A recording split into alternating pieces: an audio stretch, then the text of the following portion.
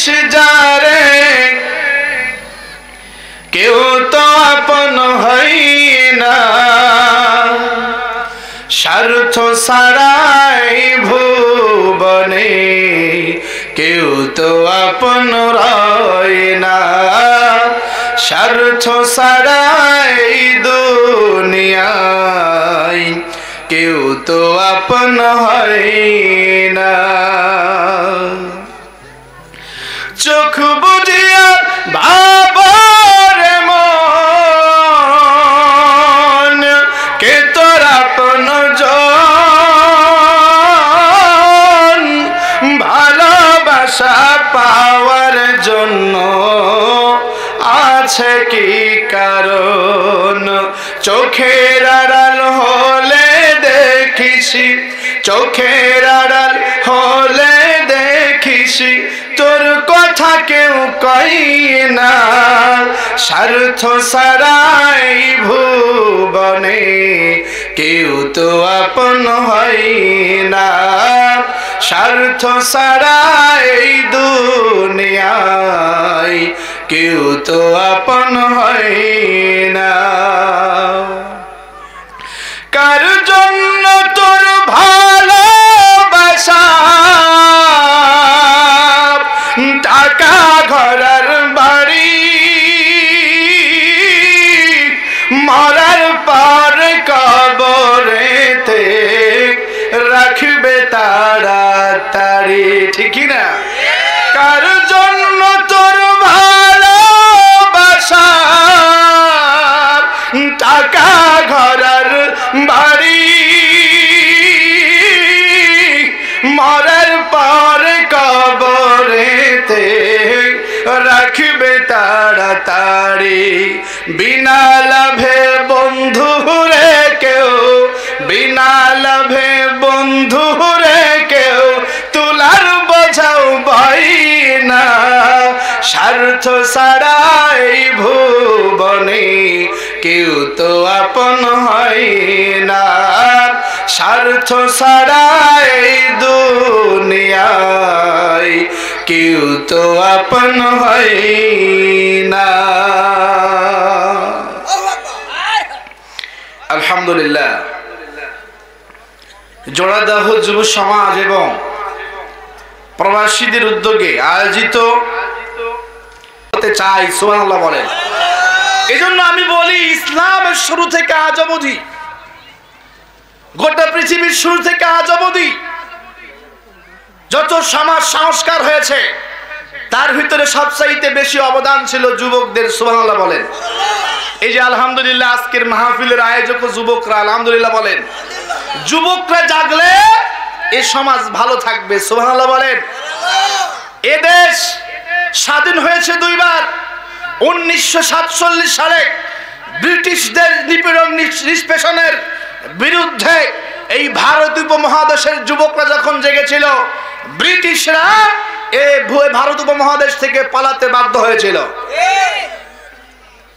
1971 সালে যখন পশ্চিম পাকিস্তান পূর্ব পাকিস্তান নামক এই স্বাধীন ভূখণ্ডের উপরে জুলুম নিপীড়ন চালাচ্ছিল, 71 সনের 26শে মার্চ বাংলার যুবকরাই স্বাধীনতার ঘোষণা দিয়েছিল।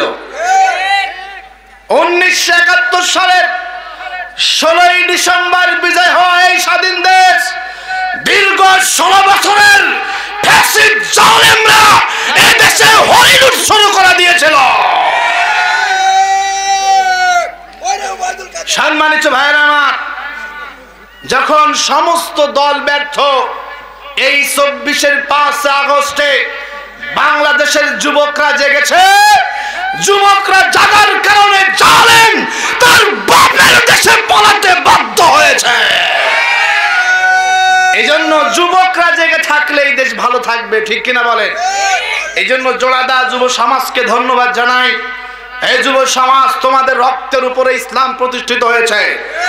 এই 5 আগস্টে তোমাদের ভূমিকায় বাংলার নবাবু জেহেল পালাতে বাধ্য হয়েছে।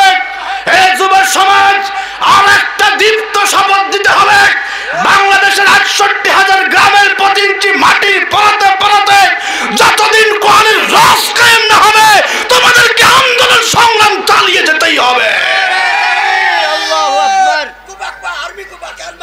সম্মানিত ভাইরা আমার, এই জন্য যুবকরা জাগলে এ দেশ ভালো থাকবে, ঠিক কিনা বলেন?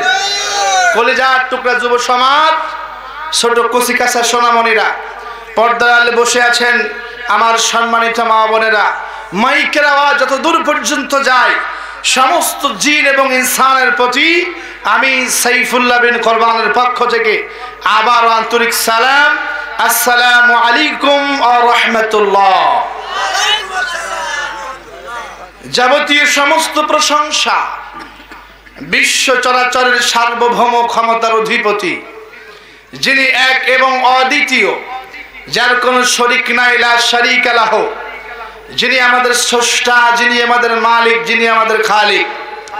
যে রব্বি করিম দয়া করে মায়া করে আপনাকে আমাকে পৃথিবীর সমস্ত কাজগুলোকে পেছনে ফেলে দিয়ে এই মুহূর্তে এই জোড়াদা পশ্চিম পাড়া মাঠ প্রাঙ্গণে একত্রিত করলেন, দিলের সবটুকু মহাব্বত উজাড় করে দিয়ে হৃদয় অবনত চিত্তে আমরা সকলেই সে রব্বি করিমের দরবারে শুকরিয়া আদায় করে সকলে পড়ছি আলহামদুলিল্লাহ।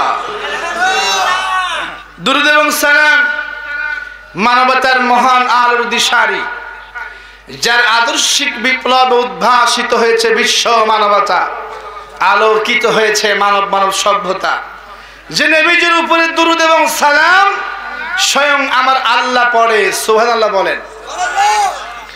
রব্বি করিম বলেন, দুনিয়ার মানুষ, ইন্নাল্লাহা মালাইকাতাহু ইউসাল্লুনা আলান নবী, নিশ্চয় আমি আল্লাহ এবং আমার ফেরেশতারা আমার হাবিব মুহাম্মদ সাল্লাল্লাহু আলাইহি ওয়াসাল্লামের উপরে আমি আল্লাহ এবং আমার ফেরেশতারা দুরূদ এবং সালাম পেশ করে। নবী আমার বলেন, আমার উম্মতরা শোনো, ইন্না লিল্লাহি মালাইকাতান সাইয়্যাহিনা ফিল আরদি ইউবাল্লিগুনি মিন উম্মতি আসসালাম।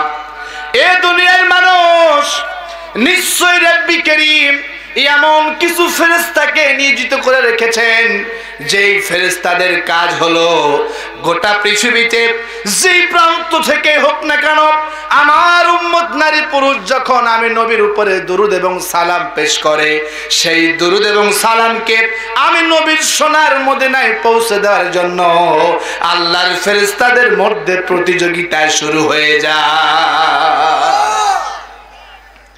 এখানে শেষ নয়, নবী আমার বলেন,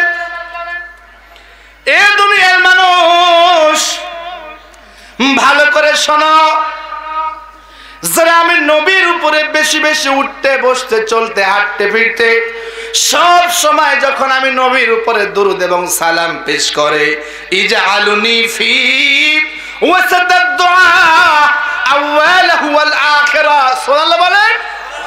নবী আমার বলেন, এ দুনিয়ার মানুষ, যদি তোমরা তোমাদের দোয়াগুলোরে কবুল করাতে চাও, তোমার মনের অন্তর্কোণে লুকায়িত ব্যথা, তোমার মনে যত চাওয়া পাওয়া আছে, তোমার ছেলে নাই ছেলে দরকার, মেয়ে নাই মেয়ে দরকার, সন্তান নাই সন্তান দরকার, অর্থবিত্ত টাকা পয়সা জনপ্রিয়তা দরকার, দুনিয়ার মানুষেরা, যদি তুমি তোমার এই দুনিয়ার প্রয়োজন মেটাতে চাও, তাহলে শোনো, ইদান তুকফাহাম্মাক, সকাল সন্ধ্যা সব সময় আমি নবীর উপরে দুরূদ পড়ো, সুবহানাল্লাহ বলেন। যদি আমরা আমাদের দুনিয়ার চাওয়া পাওয়া গুলা পূর্ণ করতে চাই, আমার ভাইয়েরা, এই হাদিসের ব্যাখ্যায় মুহাদ্দিসরা বলছেন, যে ব্যক্তি আমার নবীর উপরে দুরূদ পড়ে, সে ব্যক্তির দুনিয়া এবং আখিরাতে যত প্রয়োজন থাকে আমার আল্লাহ সেই ব্যক্তির সব প্রয়োজন গুলারে মিটাইয়া দেয়। ওয়ায়ুগফারু লাকা যামবু, এই দুনিয়ার মানুষ শুধু এখানে শেষ নয়, যারা আমি নবীর উপরে দুরূদ পড়ে, দুরূদ ওয়ায়ুগফারু লাকা যামবু, আল্লাহ রাব্বুল আলামিন দুরূদের বরকতে ওই বান্দা বান্দির জীবনের সব গুনাহ মাফ করে দেয়। নবী আমার বলেন, দুনিয়ার মানুষ, ইজআলুনি ফি ওয়াসাতাদ দুআ আউয়ালহু ওয়াল আখিরা, তোমরা তোমার দোয়ার শুরুতে, দোয়ার মধ্যখানে, দোয়ার শেষে আমি নবীর উপরে দরুদ রাখো। কেননা বান্দা যখন দোয়া করে, বান্দা এবং আল্লাহর মাঝে একটা পর্দা থাকে, আর যেই দোয়ার মধ্যে আমি নবীর উপরে দরুদ থাকে, ওই পর্দা সরিয়ে আমার আল্লাহ বান্দা বান্দির সেই দোয়াটারে কবুল মঞ্জুর করে নেয়। নবী আমার কত সুন্দর করে বলেন, এ দুনিয়ার মানুষ, মান সাল্লা আলা মুহাম্মদ সাল্লাল্লাহু আলাইহি ওয়াসাল্লাম ওয়াজাবাত লাহু বিশাফাতি ইয়াউমাল কিয়ামা। সুবহানাল্লাহ। নবী আমার কত চমৎকার করে বলেন, আমার যে উম্মত নারী পুরুষ আমি নবীর উপরে দরুদ পড়ে, দরুদ, আমার যে উম্মত নারী পুরুষ আমি নবীর উপরে দরুদ পড়ে, ওয়াজাবাত লাহু বিশাফাআতি ইয়াউমাল কিয়ামা, আমার ওই উম্মতের জন্য কিয়ামতের ময়দানে শাফায়াত করা, সুপারিশ করা, নাজাতের ব্যবস্থা করা আমি নবী মুহাম্মাদের উপরে ওয়াজিব হয়ে যাই। যারা আমি নবীর উপরে দরুদ পড়ে, দরুদ কিয়ামতের ময়দানে ওই সমস্ত ব্যক্তিদের পক্ষে সুপারিশ করা আমি নবীর উপরে ওয়াজিব হয়ে যায়। সুবহানাল্লাহ বলে। অন্য হাদিসে এসেছে নবীজি বলছেন, লিন নাজাত মিন আহওয়ালি ইয়াউমাল কিয়ামা, কিয়ামতের ময়দানে আমার উপরে অধিক দুরূদ এবং সালাম পঠিত উম্মতের জন্য আমি নবী সুপারিশ করে মুক্তির ব্যবস্থা করে দেব। সুবহানাল্লাহ।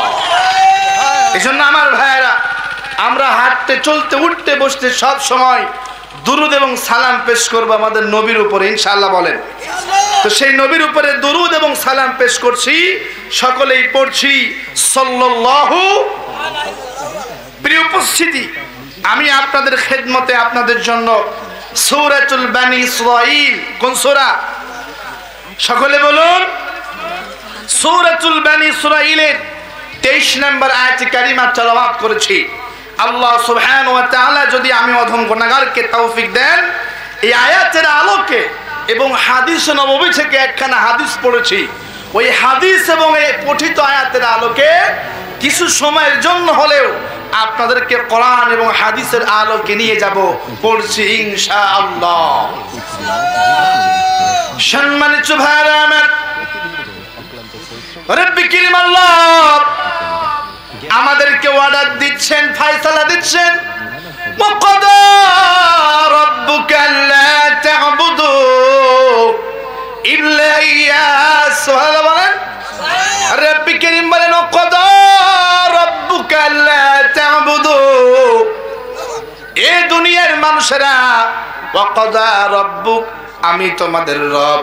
বলেন তো আমাদের রবের নাম কি? আমাদের রব বলছেন ওয়াকাদা, আমি আল্লাহ ফয়সালা দিয়েছি, আমি আল্লাহ বিধান দিয়েছি, আমি আল্লাহ হুকুম দিয়েছি। কি বিধান, কি ফয়সালা, কি হুকুম? আল্লাহ তা'বুদু ইল্লা ইয়্যাহু ওয়া বিল ওয়ালিদাইনি ইহসানা। দুইটা হুকুম দিলাম, দুইটা ফয়সালা দিলাম, দুইটা বিধান দিলাম। এ গোলাম, তোর জীবনে সবখানে গোলামি হবে একমাত্র আমি আল্লাহর। আর 2 নম্বর ফয়সালা, তুমি তোমার পিতামাতার সঙ্গে ভালো ব্যবহার করবা। সুবহানাল্লাহ বলে। এই আয়াতের আলোকে দুইটি বিধান দিয়েছেন আমাদের মালিক। প্রথম নাম্বার, গোলামি হবে কার? বলেন, জোরে বলেন। সম্মানিত ভাইরা আমার, ইবাদত হবে আল্লাহর রব্বে কারীম, এই উদ্দেশ্যে আপনাকে আমাকে সৃষ্টি করেছেন। আল্লাহ রাব্বুল আলামিন বলেন, ওয়া মা খালাকতুল জিন্না ওয়াল ইনসা ইল্লা লিয়াবুদুন।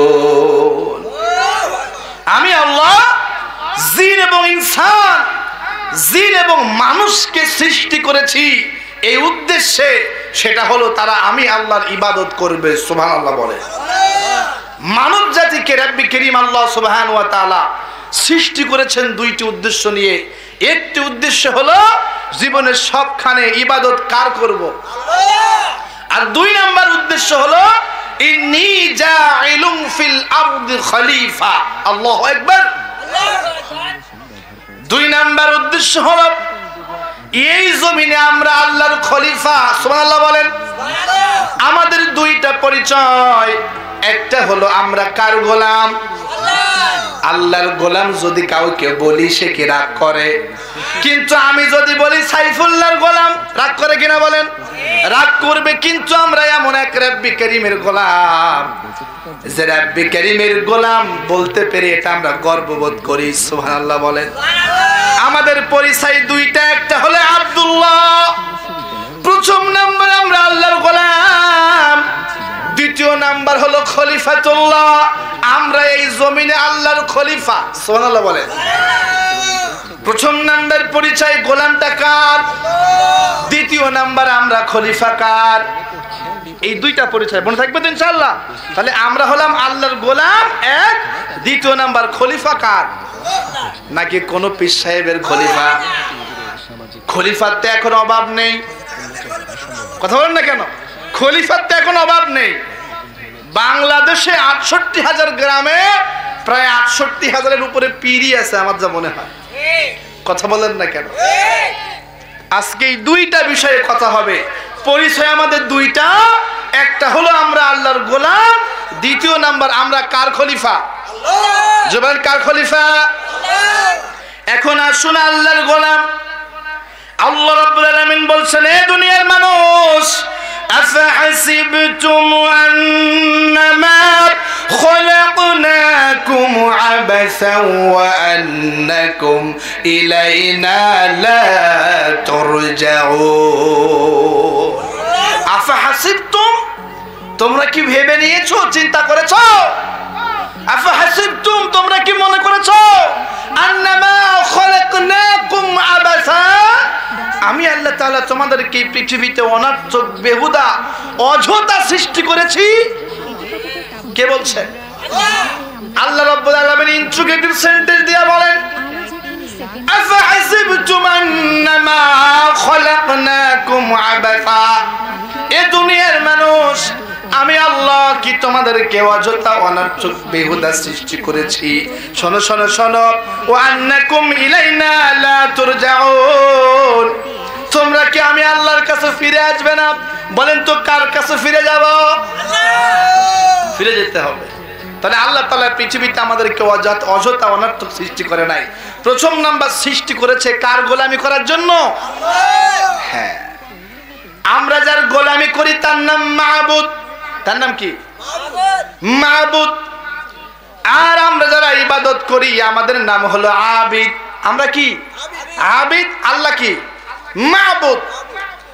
এই ইবাদত শব্দটি এক বছর, বহু বছরের ইবাদত।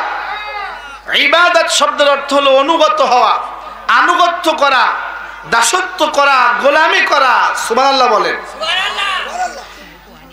ইমাম নববী রাহমাতুল্লাহ আলাইহি ইবাদত সম্পর্কে কত সুন্দর করে বলছেন, আল ইবাদাতু হিয়া তাআতু মাআল খুদু। ইবাদত হলো চরম বিনয়ের সাথে আল্লাহর আনুগত্য করা। সুবহানাল্লাহ বলেন। আল ইবাদাতু হিয়া তাআতু মাআল খুদু। ইমাম নববী রাহমাতুল্লাহ আলাইহি বলছেন, চরম বিনয়, চরম বিনয়ের সাথে কার আনুগত্য করা? এমন বিনয় যে বিনয়ে বিন্দু মাত্র কোনো ঘাটতি নাই। সুবহানাল্লাহ বলেন।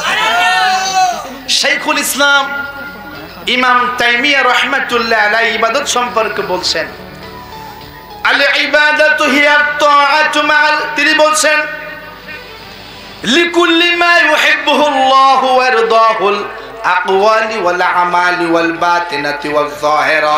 সুবহানাল্লাহ। শাইখুল ইসলাম বলছেন, ইবাদত হলো লিকুল্লি মা ইউহিব্বুহু আল্লাহু ওয়া ইয়ারদাহুল আকওয়ালি ওয়াল আমালি ওয়াল বাতিনাতি ওয়াল যাহিরা, মানুষের প্রকাশ্য এবং অপ্রকাশ্য সমস্ত কথা এবং কাজ। সুবহানাল্লাহ বলেন। মানুষের প্রকাশ্য এবং অপ্রকাশ্য সমস্ত কথা এবং কাজ আল্লাহর খুশির জন্য হওয়া, এটাকে বলা হয় ইবাদত। সুবহানাল্লাহ বলেন। তার মানে আমাদের প্রকাশ্য অপ্রকাশ্য সমস্ত কথা এবং কর্মকাণ্ড কার জন্য হতে হবে? আর এটাকে বলা হয় ইবাদত। আজকে তো ইবাদত বুঝি না, আমরা ইবাদত বলতে বলি বুঝি নামাজ, ইবাদত বলতে বুঝি হজ, ইবাদত বলতে বুঝি দান সদকা, আর মাঝে মাঝে আমরা মাহফিল দেব, বাস ইবাদত শেষ। আমার ভাইরা, আমি ইউনিভার্সিটিতে আল-কোরআনে পড়াশোনা করেছি। কম্পারেটিভ রিলিজিয়নের উপরে একটা বই আছে আমাদের আলাদা। সেইখানে হিন্দু যে ভাইরা আছে, হিন্দু ভাইরা 12 মাসে 13 পূজা করে, আর মাঝে মাঝে নামযজ্ঞ গিয়া বলে ওম শান্তি ওম শান্তি, যদা যদা হি ধর্মস্য গ্লানি ভর্বতি ভারত অভূতনম তদা তমানং সৃজমহম পরিতেও নাই সাধনং সদৃশতম ধর্ম সংস্থাপনাথাই সম্ভাবমি যুগে যুগে। আমার ভাইরা, হিন্দুরা এই মাঝে মাঝে নামযজ্ঞ, ঠাকুরের সামনে ওম শান্তি ওম শান্তি, আর বেদ থেকে গীতা পড়ে। 12 মাসে 13 পূজা, মাঝে মাঝে নাম যজ্ঞ করলে হিন্দুদের ভগবান খুশি, তার মানে হিন্দুদের ইবাদত শেষ হয়ে যায়। যারা খ্রিস্টিয়ান ভাই আছে, খ্রিস্টিয়ানেরা ওরা বছরে একদিন বড়দিন পালন করে, আর ওরা সপ্তাহে একদিন শনিবার, সপ্তাহে একদিন রবিবার তারা গির্জায় যায়। সেখানে গেলে নাই তাদের যিশু খ্রিস্ট খুশি হয়ে যায়। তার মানে খ্রিস্টানদের ইবাদত হলো বছরে একদিন বড়দিন আর সপ্তাহে একদিন রবিবার গির্জায় যাওয়া, গেলে নাকি খ্রিস্টানদের ইবাদত শেষ। আমার ভাই, এরপরে যারা ইহুদি আছে, ইহুদিরা সপ্তাহে 2 দিন শনি এবং রবিবার সেনেগালে যায়। সেনেগালে সপ্তাহে 2 দিন হাজিরা হলে ওদের গড খুশি, মানে ইহুদিদের ধর্মের কাজ শেষ। যারা বৌদ্ধ আছে ওরা মাসে একদিন প্যাগোডায় যায়। ওই প্যাগোডায় গিয়া ওরা ওদের ধর্মীয় গ্রন্থ ত্রিপিটক পড়ে। ওই ত্রিপিটক পড়লে নাকি ওদের গৌতম বুদ্ধ খুশি হয়ে যায়। তার মানে ভালো করে বোঝেন, হিন্দুরা 12 মাসে 13 পূজা করলে ইবাদত শেষ হয়ে যায়। খ্রিস্টানরা বছরে একদিন বড়দিন আর সপ্তাহে একদিন রবিবার গির্জায় গেলে ইবাদত শেষ হয়ে যায়। আর যারা ইহুদি আছে সপ্তাহে 2 দিন শনি রবিবার সেনেগালে গেলে ইবাদত শেষ হয়ে যায়। বৌদ্ধরা সপ্তাহে একদিন প্যাগোডায় যায়, বাস ইবাদত শেষ হয়ে যায়। আমরা যারা মুসলমান দাবি করি, রমজানে রোজা রাখবো, 5 ওয়াক্ত নামাজ পড়বো, আর মাদ্রাসায় খানকায় কিছু দান করব, বাস আমাদের আল্লাহ খুশি, মানে ইবাদত শেষ। শেষ না? আমাদের ইবাদত কোন পর্যন্ত? ওয়াবুদ রাব্বাকা হাত্তা ইয়াতিয়াকাল ইয়াকিন। সুবহানাল্লাহ। আমরা বললাম, মালিক আমাদের ইবাদত কোন পর্যন্ত একটু সময় বলে দেন।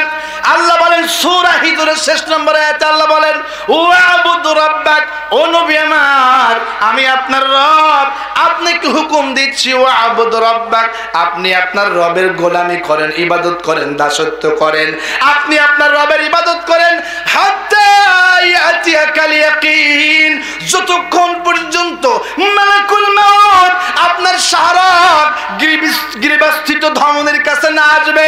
ও নবী, তার মানে আপনার জন্ম থেকে মৃত্যু পর্যন্ত প্রতি সেকেন্ড, প্রতি মিনিট, প্রতি ঘন্টা, প্রতিদিন, প্রতি সপ্তাহ, প্রতি মাস, প্রতি বছর নবী আমার, আপনার জীবনের প্রত্যেকটা সেকেন্ড আমি আল্লাহর ইবাদত হওয়া লাগবে। এ মুসলমান, ইবাদত মানে তুমি শুধু বোঝো ওই নামাজ পড়লাম তোমার আল্লাহ খুশি, রোজা রাখলাম তোমার আল্লাহ খুশি। না না না, ও মুসলমান, তোমার রবের ইবাদত, তোমার মালিকের ইবাদত প্রতিটা সেকেন্ড। তোমার রবের ইবাদত প্রতিটা সেকেন্ড। 1 সেকেন্ড তুমি তোমার মালিকের ইবাদত থেকে, 1 সেকেন্ড তুমি তোমার মালিকের গোলামি থেকে, 1 সেকেন্ড তুমি তোমার মালিকের আনুগত্য থেকে সরতে পারবা না। আইন কার? কথা বুঝছেন তো? তাহলে আমাদের ইবাদত জন্ম থেকে মৃত্যু পর্যন্ত। সুবহানাল্লাহ বলেন। এখন আত্মসমালোচনার বিষয়, আমাদের ইবাদত কি জন্ম থেকে মৃত্যু পর্যন্ত হচ্ছে কিনা? সম্মানিত ভাইরা আমার, কথাটা একটু গভীর মনোযোগ দিয়ে শুনবেন। আল্লাহ রাব্বুল আলামিন এই পৃথিবীতে যত নবী এবং রাসূল পাঠিয়েছেন, সমস্ত নবী রাসূলকে 2টা কথা বলেছেন। আল্লাহ বলেন, ওয়ালাকাদ বা'আসনা ফি কুল্লি উম্মাতির রাসূলান আন ইবুদুল্লাহা ওয়াজতানিবুত তাগুত।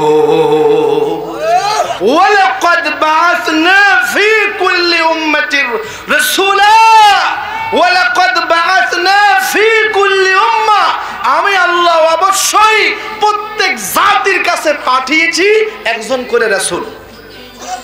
আমি আল্লাহ প্রত্যেক জাতির কাছে পাঠিয়েছি, প্রত্যেক জাতির কাছে পাঠিয়েছি একটি করে রাসূল। সুবহানাল্লাহ বলেন। সেই রাসূলদের দাওয়াত ছিল আনি ইবাদুল্লাহ শাইতান ইন্নাহু লাকুম আদুউম মুবিন। আলাম আহাদ ইলাইকুম ইয়া বনি আদম, হে আদম সন্তান, আমি আল্লাহ তোমাদেরকে নির্দেশ দিচ্ছি। সুবহানাল্লাহ বলেন। কি নির্দেশ দিচ্ছি? আল্লাহ তা'বুদুশ শাইতান, শয়তানের ইবাদত করবা না। কে বলছেন? আমার ভাইরা তাহলে ভালো করে বুঝেন, তাগুত হলো চারটা। প্রথম নাম্বার হলো শয়তান, আর আল্লাহ বলছে খবরদার শয়তানের গোলামি করবা না, শয়তানের ইবাদত করবা না। ইবাদত হলো দুই প্রকার। কয় প্রকার? একটা হলো ইবাদাতিল্লাহ আর একটা হলো ইবাদাতিশ শায়াতিন। কি বলেন তো? তাগুত হলো দুই প্রকার, ইবাদত হলো দুই প্রকার। একটা হলো ইবাদাতিল্লাহ আর একটা হলো ইবাদাতিশ শায়াতিন। ইবাদাতিল্লাহ মানে আল্লাহর ইবাদত, আর ইবাদাতিশ শায়াতিন মানে শয়তানের ইবাদত। কার? আব্দুল্লাহ ইবনে মাসউদ রাদিয়াল্লাহু তাআলা আনহু তিনি বলছেন, আমরা বসে আছি, নবীজি আমাদের সামনে আসলেন হুজরা থেকে, আমাদেরকে সবাইকে ডাক দিলেন। নবীজি বলেন, ও সাহাবীরা, তোমরা সবাই একত্রিত হয়ে যাও। আব্দুল্লাহ ইবনে মাসউদ রাদিয়াল্লাহু তাআলা আনহু বলেন, আমরা সবাই একত্রিত হয়ে গেলাম। নবীজির হাতে একটা লাঠি ছিল, লাঠি দিয়ে আমার নবী সোজা একটা দাগ আঁকলেন। দাগ বুঝুন তো? একটা দাগ আঁকলেন। দাগ আঁকার পরে আমার নবী বলেন, হাদা সিরাতাল মুস্তাকিম, এইটা হলো আল্লাহর ইবাদতের রাস্তা, এইটা হলো সহজ সরল রাস্তা। সুবহানাল্লাহ বলেন। নবীজি আমার ওই সোজা দাগের ডানে বামে আরো অসংখ্য কিছু দাগ টানলেন। দাগ টানার পরে নবীজি বলেন, এই দাগগুলা হলো শয়তানের দাগ, অর্থাৎ আল্লাহর ইবাদত, আল্লাহর গোলামি, আল্লাহর আনুগত্য, আল্লাহর দাসত্ব রাস্তা, ইহদিনাস সিরাতাল মুস্তাকিমের রাস্তা। এই রাস্তার আঁকে বাঁকে শয়তান বিভিন্ন রাস্তা খুলে নিয়ে বসে আছে। নবীজি আমার বলেন, ইউনাদুনা ইয়া আব্দুল্লাহ হাদাত তরিক, শয়তান ওই রাস্তায় বসে থেকে আল্লাহর বান্দাদেরকে ডাকে, ও আল্লাহর বান্দা, ও আল্লাহর বান্দা, এদিকে আসো, এদিকে আসো, এটাই সঠিক রাস্তা, এটাই সঠিক রাস্তা। নবী আমার বলেন, শয়তানের আহ্বানে ওই রাস্তা দিয়ে যে যাবে, সে আল্লাহর গোলামের শৃঙ্খল থেকে নিজেকে খুলে নিল, সে আল্লাহর অনুগত্য থেকে নিজেকে বের করে নিল। আমার ভাইরা ভালো করে বোঝেন, আল্লাহর ইবাদত হলো সিরাতাল মুস্তাকিম। এই রাস্তার আঁকে বাঁকে একটু কিছু দূরে গেলে শয়তান বসে আছে সুদ নিয়া, আর একটু দূরে গেলে শয়তান বসে আছে ঘুষ নিয়া, আর একটু দূরে গেলে শয়তান বসে আছে বেপরদা নিয়া, আর একটু দূরে গেলে শয়তান বসে আছে মদ জুয়া আড্ডাখানা নিয়া, আর একটু দূরে গেলে শয়তান বসে আছে গান বাজনা নিয়া, আর একটু দূরে গেলে শয়তান বসে আছে মানুষের তৈরি করা তন্ত্র মন্ত্র নিয়া, শয়তান বসে আছে সেকুলারিজম নিয়া, সেকুলারিজম।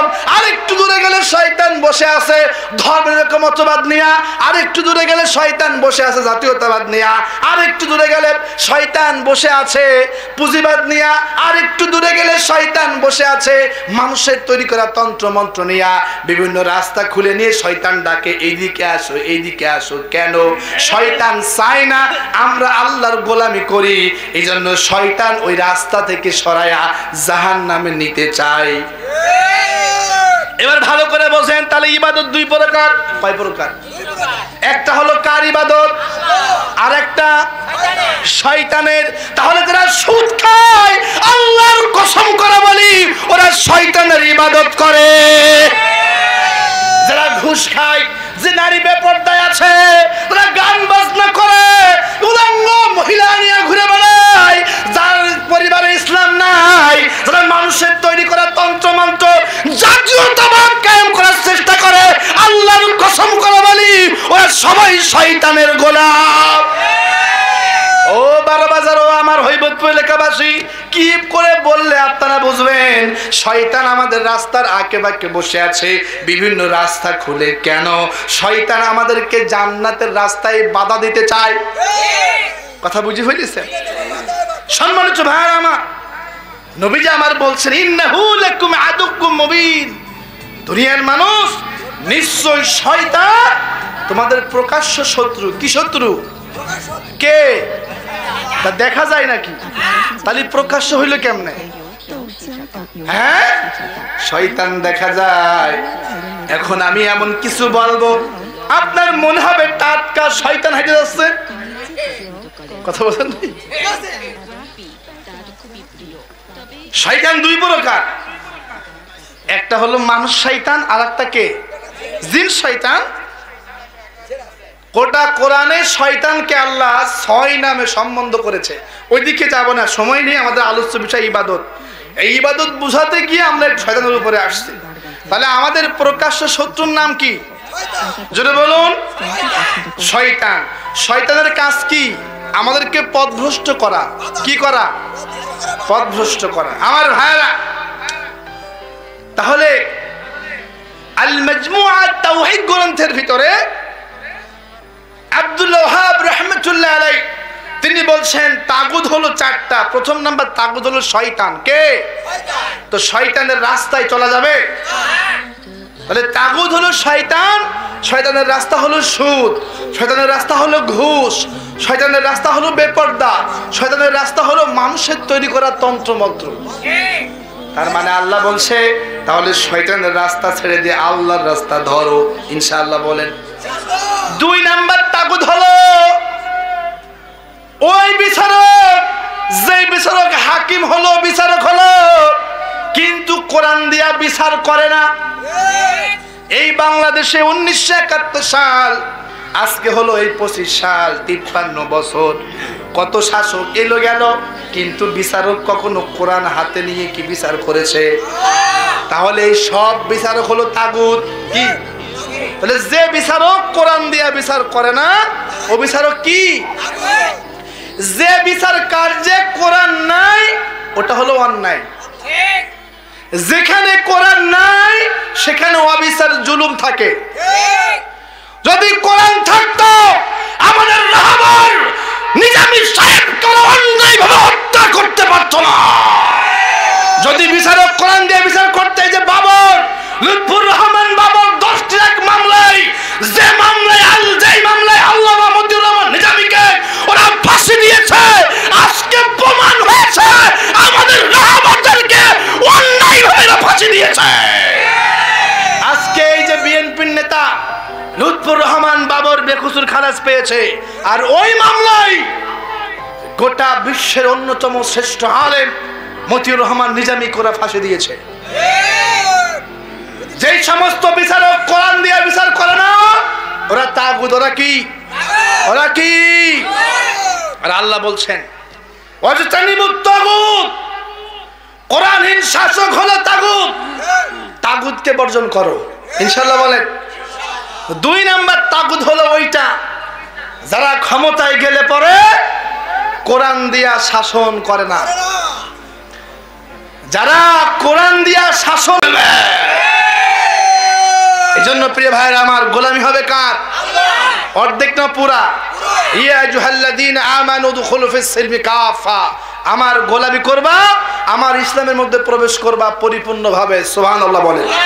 সম্মানিত ভাইরা আমার, তাহলে আল মাজমুআ তাওহীদ গ্রন্থে তাগুতের ব্যাখ্যা 4টা দিয়েছেন। প্রথম নাম্বার বললাম তাগুত হলো শয়তান। কে?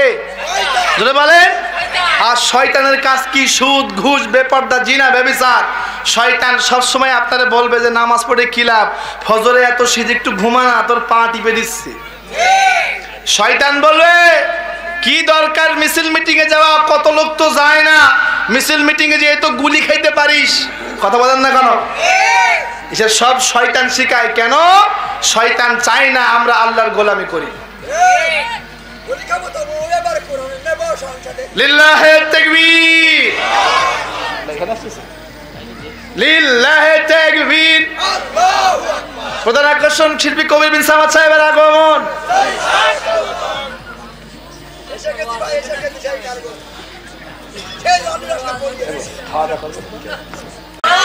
আল্লাহ বলেন আমার গোলাম, যদি আমার গোলাম হতে চাও, ইন্নাল্লাহ আশতারা, তাহলে আমি আল্লাহর কাছে বিক্রয় করে দেওয়া লাগবে তোমার জান এবং মাল। সুবহানাল্লাহ বলেন।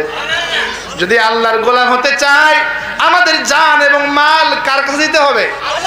যদি বলেন, শোনেন আমার ভাইয়েরা আমার, মসজিদ মাদ্রাসা এক কথায় যেখানে দিলে আল্লাহ খুশি হয় ওইখানে দান করা আল্লাহর ইবাদত। আর যেখানে গান বাজনা হয়, এক কথায় যেখানে কোরআন প্রচার এবং প্রসার হয় সেখানে দিয়া ইবাদত, না দিয়া শয়তানের ইবাদত। তাহলে কার ইবাদত করবেন? তাহলে এখানে দেওয়া কার ইবাদত আর না দিয়া?